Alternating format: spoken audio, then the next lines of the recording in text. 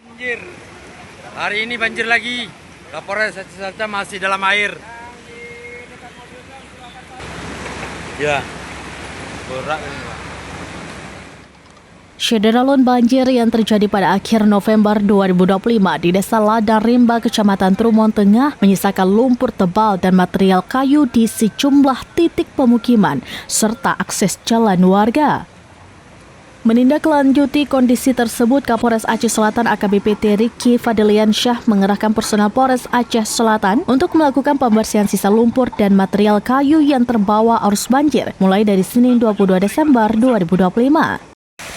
Namun, memasuki hari keempat pembersihan pada Kamis 25 Desember 2025, hujan lebat kembali mengguyur wilayah Kecamatan Trumon Tengah.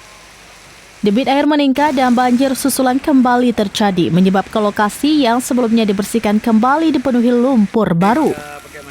Kondisi tersebut membuat fokus pembersihan kembali diarahkan pada penanganan material yang terbawa banjir susulan. Kapolres Aceh Selatan memimpin langsung kegiatan pembersihan dengan mengerahkan personel Polres Aceh Selatan dan Polsek Cicaran dibantu personel Brimob, BPBD, serta masyarakat setempat. Pembersihan dipusatkan di Desa Ladang Rimba yang menjadi salah satu wilayah terdampak paling parah akibat banjir bandang beberapa hari terakhir.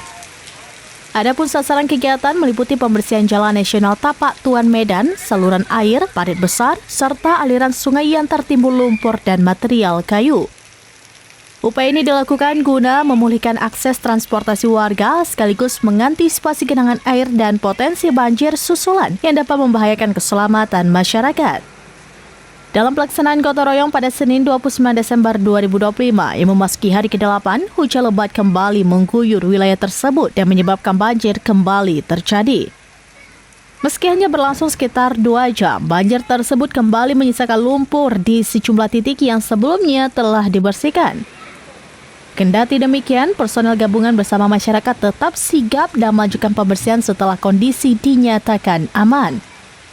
Kapolres Aceh Selatan menegaskan bahwa kegiatan gotong royong akan terus dilaksanakan secara berkelanjutan hingga kondisi lingkungan benar-benar pulih sepenuhnya. Dari Aceh Selatan, Ilhami Syahputra, serambinews.com.